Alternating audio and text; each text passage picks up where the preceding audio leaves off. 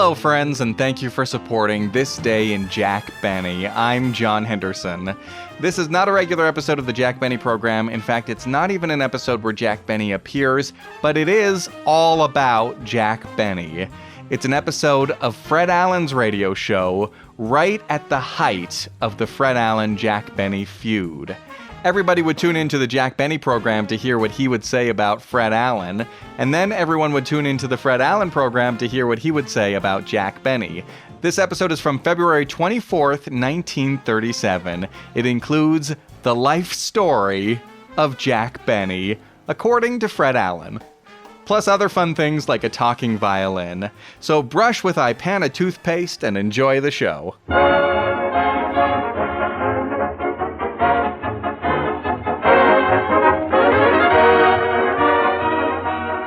An hour of smiles in Town Hall tonight, folks. 60 minutes of fun and music brought to you by Ipana toothpaste and Salapatica. Ipana for the smile of beauty, Salapatica for the smile of health. Fun with our star comedian Fred Allen, music by Peter Van Steeden, and our special feature, the Town Hall Varieties. New music, new voices, new laughs. It's Town Hall tonight.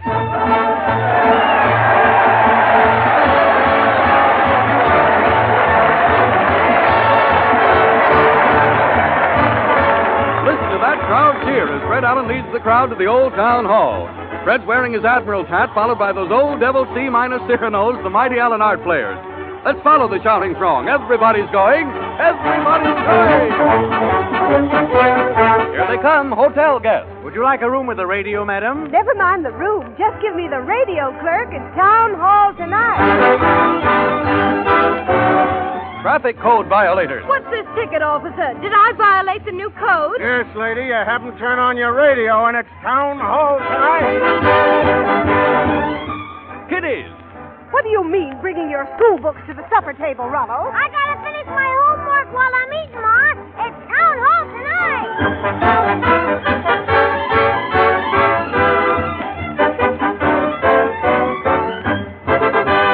Fred stopped in front of the old town hall and is welcoming the crowd and talking through his hat to make his greetings felt.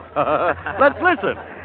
If you're looking for the silver lining, folks, you'll find sterling entertainment inside the old town hall. Now, don't jostle, please. Evening, Hatchet Face. Hello there, Mrs. Duke. Lock your bicycle and go right in. Hi there, three-flusher. Who are you calling a three-flusher, Thad? You can't be a four-flusher if you ain't all there. That's what they all say, folks. A song, a gag, and you hold the bag on the inside. So hurry, hurry, hurry, Are hurry. you winded yet, Fred? Well, just about, Harry. We'll open the show with Please Keep Me in Your Dreams. Okay, Fred. Let her go, Peter.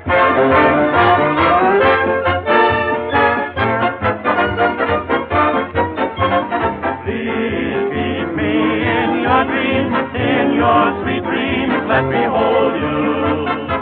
When through your window the breeze comes swinging, it's just bringing this love song that I'm singing. Please keep me in your dreams. My kiss, it seems, must have told you. My heart you'll borrow until tomorrow, so please keep me in your dreams.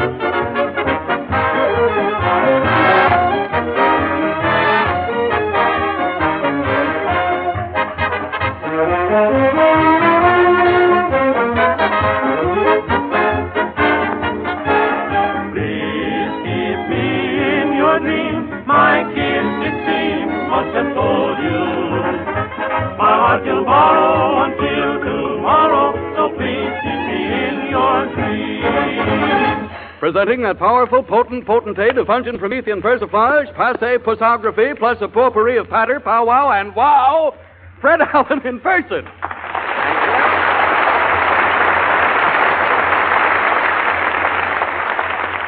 Thank you, Harry. Always a pleasure to have the show start off with a wow, even if you have to say wow to put it in there. Thank you, and good evening, ladies and gentlemen. Now, I'm in rare form tonight, Harry. I feel like a fiddle and looking for Benny.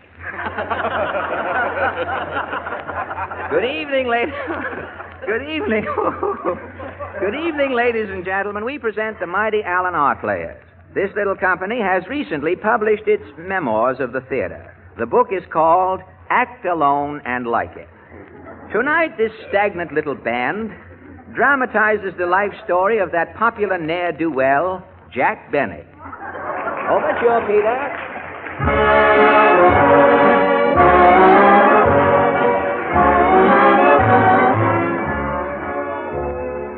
The world today knows Jack Benny as a dapper radio comedian, the owner of a missing violin, and the man who has given his word to millions of less discriminating radio listeners that he will one day play the bee. But the world knows little of the trials and struggles of Benny the man. Tonight we present the true story of Jack Benny.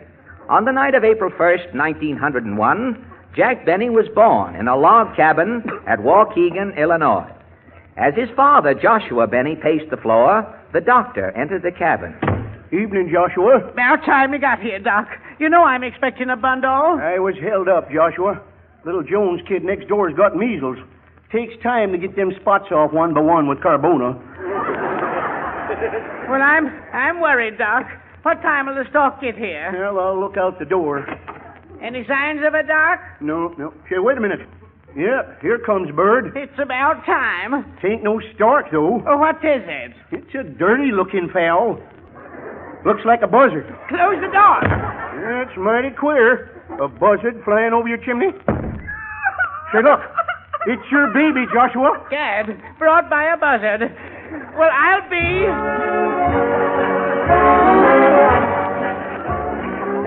Yes, I'll be was the first bee the child heard. And for the first time in the history of Waukegan, ladies and gentlemen, a baby was brought by a buzzard. Joshua Benny took it up with the game warden and was fined $3. So he named the boy Jack and sat back to rear his little son. Little Jackie needed rearing on occasion, too. At school, he enjoyed the recesses, but the hours in between got on his nerves. One day at class, his teacher made a prediction. Quiet, scholars. Our first lesson today is spelling. Farthingale Atkins. Yes, teacher. Spell mice. M-C-E. M-C-E. Where's the I? I was spelling one of the three blind mice, teacher. The one in the middle. Lord, the way this class is going, it'll take me all year to make morons out of you. Jackie Benny? Yes, teacher? Spell dog. You won't talk, hey, D-O-G. You won't talk. What you won't talk got to do with it? It's a police dog, teacher. Lord, if your brains was brine, you wouldn't have enough to dill a gherkin. I can spell any word the others can. Oh, you can. Well, you little show-off, we'll have a spelling bee and find out. Will I start the bee, teacher? No, Thermidor. Jackie Benny brought on this bee. He can start it. I'm ready. Spell horse. Hoss. H-O-S-S. Hoss. Thermidor Adams. Horse. H-O-R-S-E. Horse. Farthingale. Famous Thermidor. Correct. You two win the bee. What about me, teacher? You were the only one wrong, Jackie Benny. I hope it'll teach you a lesson. What lesson? As you go through life, keep your mouth shut, Jackie Benny. A bee might cause your downfall.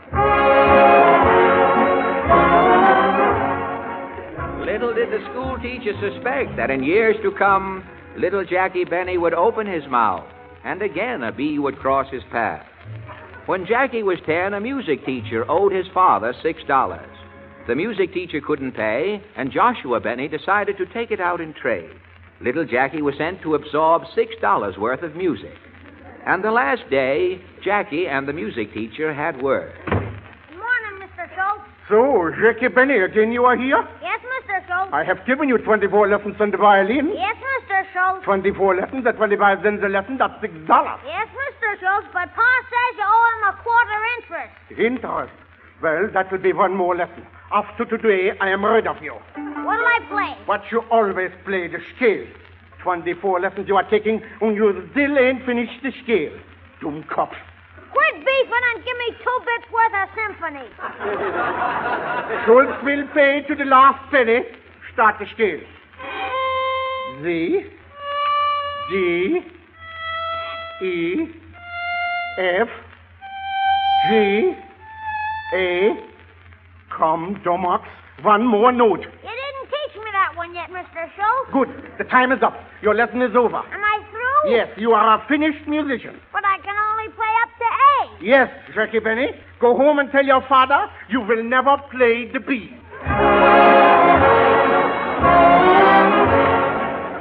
And so, equipped with but 6 notes on the violin, little Jackie Benny went forth into the night.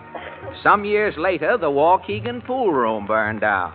The 8-ball was destroyed, and Jackie found himself homeless. He became an actor. After our hero's first appearance at a Chicago vaudeville theater, the manager knocked on his dressing room door. Come in. Well, the line is forming for autographs, eh? I'm the manager, Benny. Oh, yes. I want to see you about the billing. 2 dogs were standing in front of the theater before the show. I couldn't see my name. Yeah, well, I just saw your act. If those dogs ever see you on the stage... What a sense of humor. You heard the audience, didn't you? Yeah, what happened after I said hello, Soaks? Hissing and booing happened.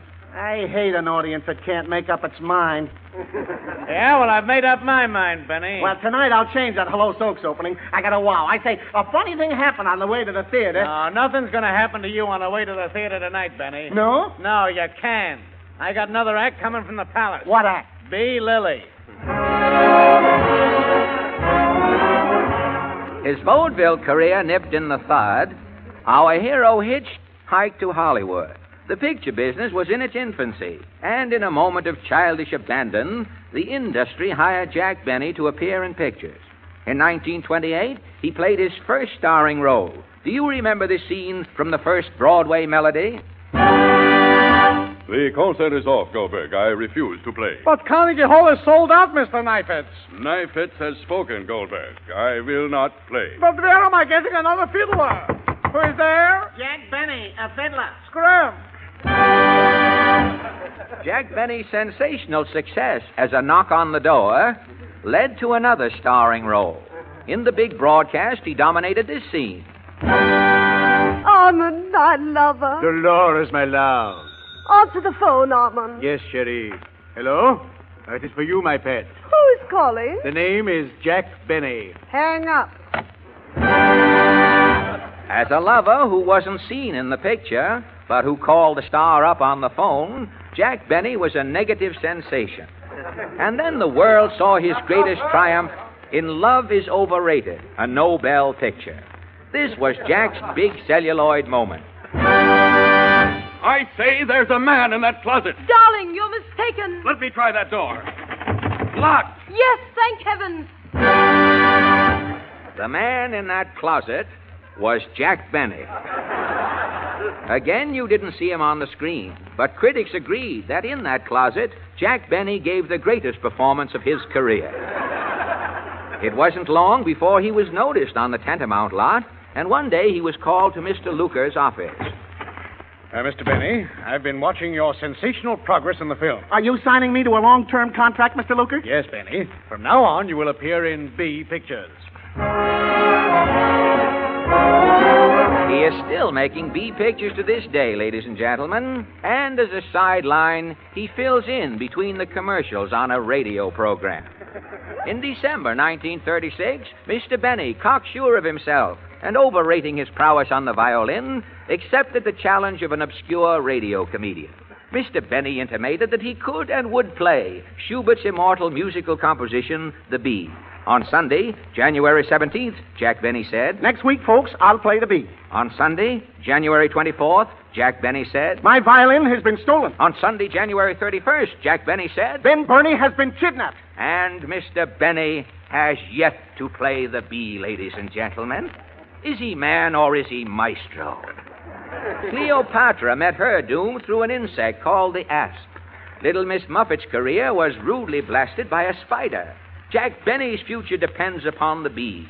The little schoolteacher back in Waukegan proved herself an oracle when she said, As you go through life, keep your mouth shut, Jack Benny.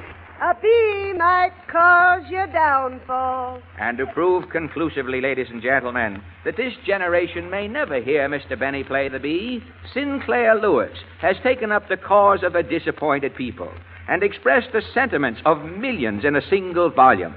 Sinclair Lewis says... It can't happen here.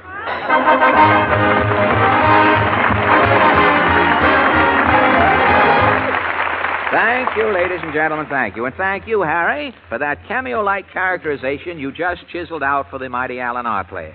You're going to become quite an actor, you know, if you're not careful. Well, thank you, Fred, but however, acting always leaves me limp with emotional exhaustion. Really? Yeah. Besides, I have to watch my overtones. I gave them such a workout tonight, I'm afraid my voice will go back on me. Well, is there anything I can do for you, Harry? Well, yes, there is, Fred. There's something I wanted to say about iPana toothpaste. Would you do it for me? Of course I will, Harry. What is it? Well, would you just say that iPana toothpaste is becoming more and more popular every day, not only because it's an ideal dentifrice for getting teeth cleaner and brighter, but when used with massage, it helps tone and stimulate gums, too. Why, certainly, Harry. And while I'm at it, don't you think it might be a good idea to explain why massaging with iPana is so important? Yes, that's a good point, Fred. And I think the best way to do that would be to say just what modern dentists say, that teeth are seldom white and sparkling when gums are soft and tender. And our gums do not get enough exercise from the creamy, well-cooked foods we eat. So every time you brush your teeth with iPana, if you'll massage your gums with a little extra iPana, it will give them the toning and stimulation they need to help guard against gum trouble. Oh, gosh, Harry, I'm afraid I'll forget some of that. You know, on second thought, don't you think it would be better if I just said, you know, like your throat was tired? Everybody'd understand. Well, you know best, Fred. All right, Harry. Ladies and gentlemen, because of a recalcitrant larynx, Harry Von Zell tonight will only say... Remember iPana for the smile of beauty. The Town Hall Varieties.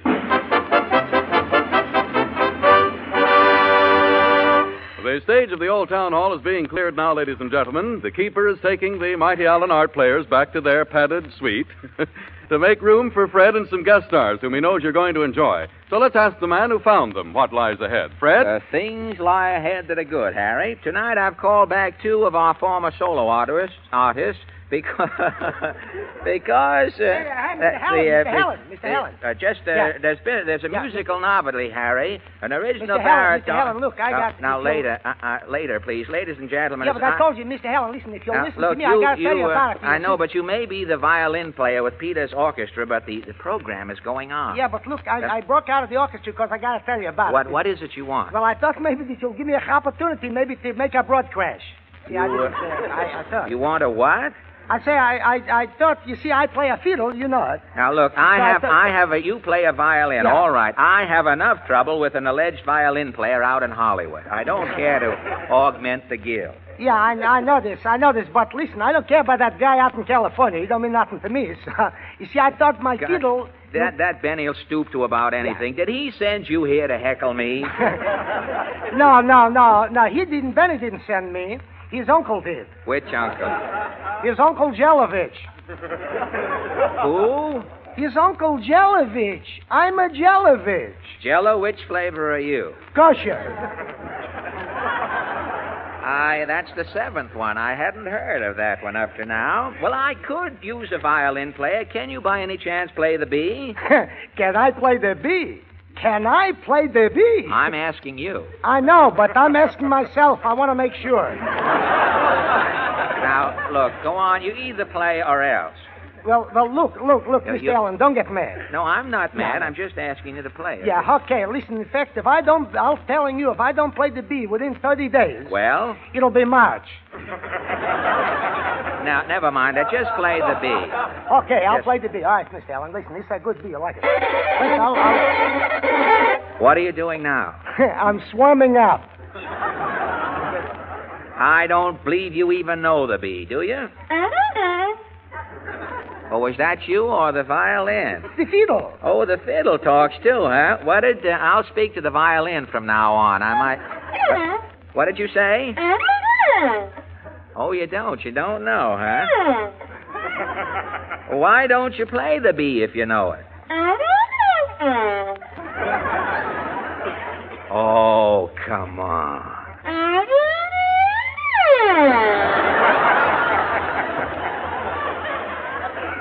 Say, is that all? Is that all you can say? I don't want to and I don't know? Well, suppose you recite something. I said recite something.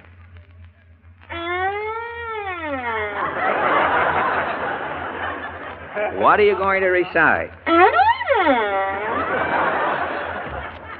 Well, now let me see. Suppose you recite, this little piggy went to market. Hey, wait a minute. I should talk about piggies now. Well, I was talking to the violin, after all. I didn't expect you to to interrupt like that, you know. Well, suppose, and I'm talking to the violin now. All right, to get it straight. Okay. Suppose you recite, Jack and Jill went up the hill.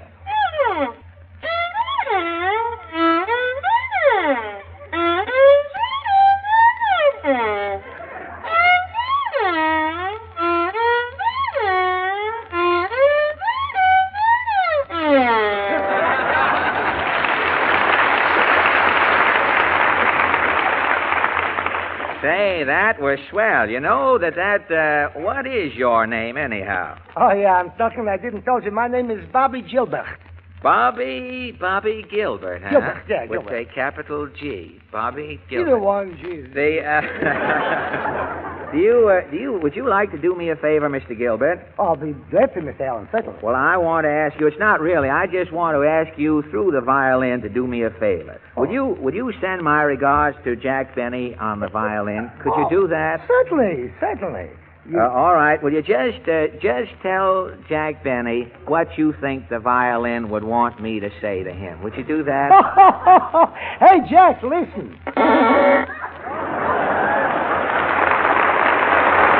you very much. That was Bobby Gilbert, ladies and gentlemen. That was swell, Bobby. That violin talks better than I do there. And now, ladies and gentlemen, may I present three girls, really, who need no introduction from good old Too Much Talk me. The three Stuart sisters.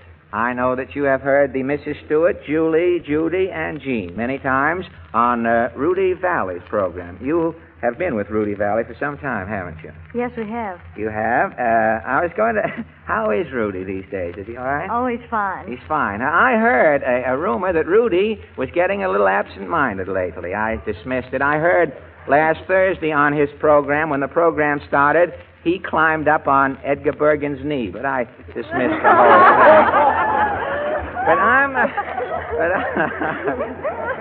It's a good...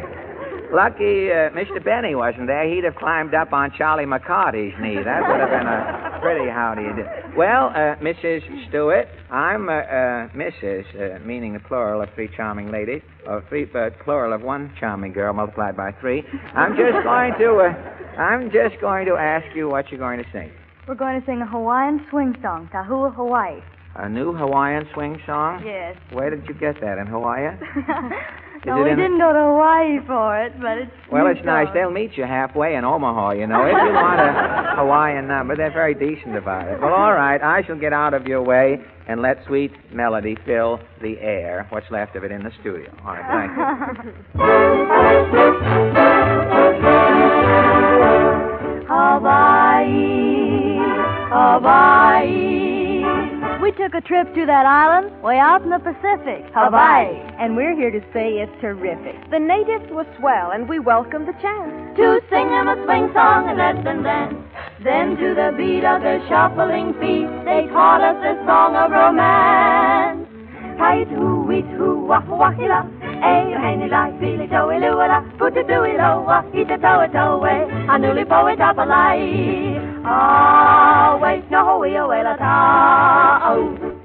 Ah, wait, no, we are well at all.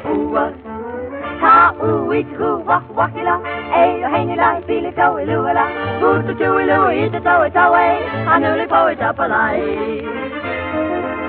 No, we are well. No, we are well. Hey, who, we, who, wahila. Eh, hey, like, feel it, go, luella. Put it to it, low, eat it, tow it, away. I'm only poet up a lie. Tight, who, wahila. Eh, hey, like, feel it, go, luella. Put it to it, low, eat it, tow it, away. an early poet of life. That's what we learned in Hawaii.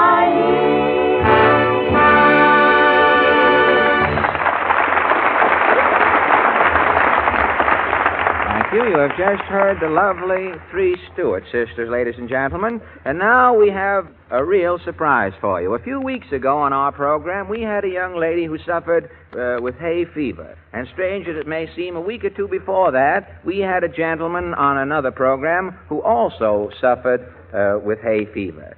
He heard the young lady. Mutual bond of sympathy was the natural result. A meeting was arranged, and it was love at the first sneeze. Now, they're just about ready for the arm-in-arm walk up the aisle. So I take pleasure in bringing to you the first hay fever romance of the air, introducing Miss Heather Halliday and Mr. James Kelso. Thank you so much. Thank you, Mr. Allen. Well, there should have been some applause there now, Miss Heather and Mr. Kelso. Couldn't we arrange that, ladies and gentlemen? Thank you very much. Thank you, Mr. Allen, too. Well, I just saw it written in here, and I thought it was a shame. I guess Now, audience, you've got to be more careful. You've got to get your scripts before you come in here so you know your parts. Well, don't thank me, Mr. Kelso, until after the wedding, and then you can use your own judgment. My choice of Miss Halliday speaks well of my judgment, don't you think? Well, I wish you wouldn't put me on the spot. How is your hay fever? Oh, it's as bad as ever. And how about yours, Miss Heather? Oh, mine's all gone. Really? Since when? Since the first time he kissed me. Gosh, you may have the cure there that scientists are looking for, Mr. Kelso.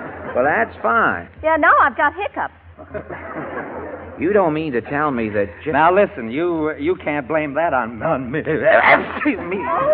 There he goes. You know, whenever he gets nervous, he starts to sneeze. What are you so nervous about? Look at me. I'm all right. Nothing ever bothers me. Well, I'm not nervous. I was just thinking of what the doctors say. What's that? All these afflictions are in the head. You mean they're only in the mind? He means his head. He has no mind. Mind. You'd better settle this between you. You don't mind if you'll just excuse me. Oh, that's using your head, Mr. Allen. Well, if you'd use your head, you could stop that silly hiccup. Says you. It's a fact. Willpower, that's all you need. Simply say, I won't, and you won't. Won't what? You won't hiccup. You won't hiccup. Where's your willpower? Oh, well, I forgot myself. I was thinking of you. Forget me and keep your mind on your willpower. I'm doing fine. Oh, I'm sorry. That's perfectly all right. I'd rather have your hiccup than my sneeze. Oh, don't say that. Oh, why not? Because I'm a sucker for the power of suggestion. Oh, I don't ever want to sneeze again. Oh, that's so silly. The mere fact that I suggest it isn't going to make any difference. Oh, there, I do it. What's the matter? I do it. It's starting up again. Oh, what is it? What is it, darling? What is it? Oh, it's got it. Take it easy, darling. Take it easy. I can't take it easy. I've got to take it and like it. Please.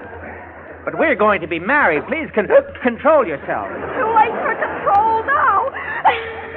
It's every bad trip.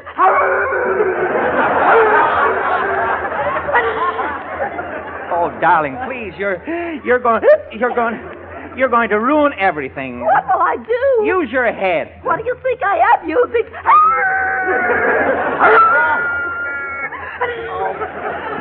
How do you think this is all going to sound to the wedding march? We'll have to be married to swing music. Stop it. The minister will be here any minute. Oh, I hope he hasn't got St. Vitus Dan. This is going to be a fine romance with no kisses. A fine romance, my friend. We should be like a couple of hot tomatoes. Yes, but you're as cold as yesterday's Fine romance with no kisses. A fine romance. You won't wrestle. I might as well play bridge with my old maid and I haven't got a chance. This is a fine romance.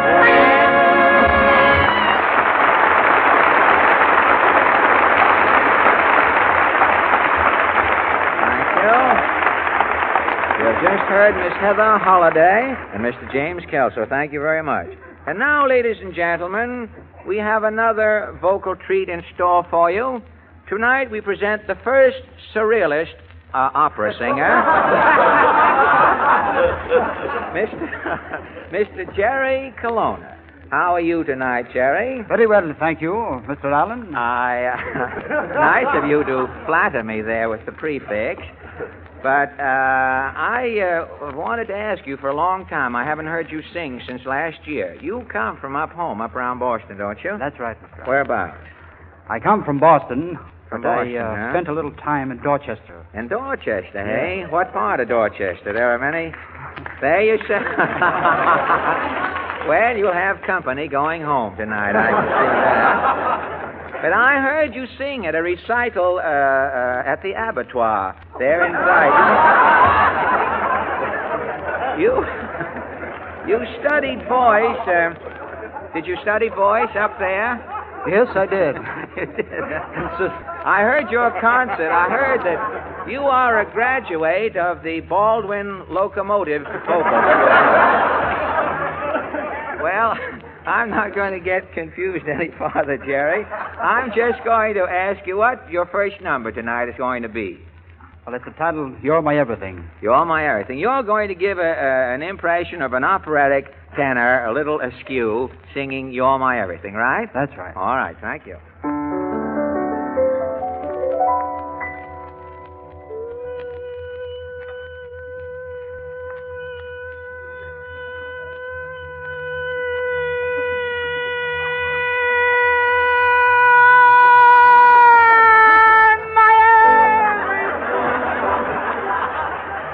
Everything I need, you're my everything.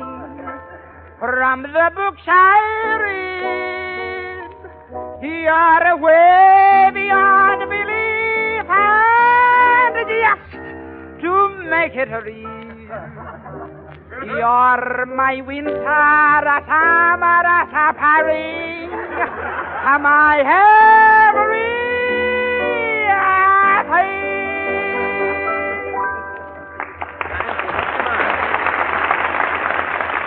Thank you, Mr. Colonna. By the way, a request has just come in while you were singing your first number here. A request came in by carrier pigeon. I guess it's the new service they're giving now for requests. It's rather unusual, too, for a singer to get a request by carrier pigeon and get the bird with the message before he has a chance to sing the number.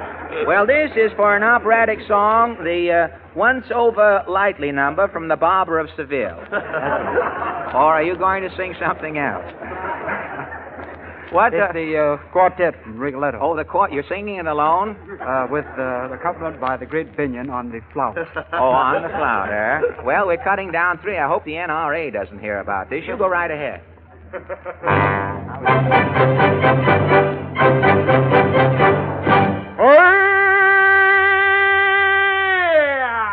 Bella figlia dell'amore,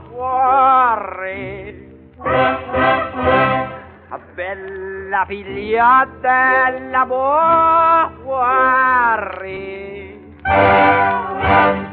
la dormiesca por la taci, la duer la fie, la duer la bois, ya bisque la French. Oh, la bière, la foi, et la dor, la tei, voir la vie, l'or, la l'or, la farine, la ricola, che la ricola di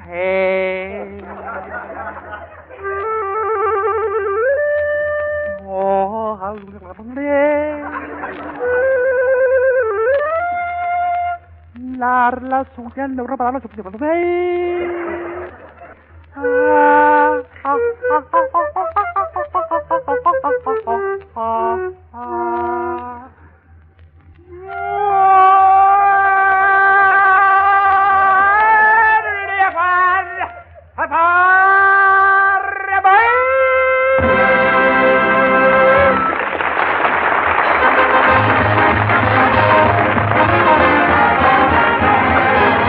Ladies and gentlemen, before we let the skeleton of next week's show out of the closet, I want to tell you something that surprised even old pessimistic me. This is the 165th week you've welcomed this program into your homes. And you've made those 165 hours of what we hope has been entertainment possible by your friendliness toward our two products. We hope you'll keep on remembering... Ipana toothpaste for the smile of beauty. Sal Hepatica for the smile of health. Thank you, Harry. And don't forget, you want to repeat those once more so I'll know them for sure? Ipana, Sal Hepatica. Thank you again. And don't forget, next Wednesday evening, ladies and gentlemen, Town Hall Tonight brings you comedy. Drama. Put down that knife, you beast. I can't eat peas with a fork. Weather report. Thursday fair, possibly followed by Friday and Saturday. And music. Good night. This is the Red Network of the National Broadcasting Company.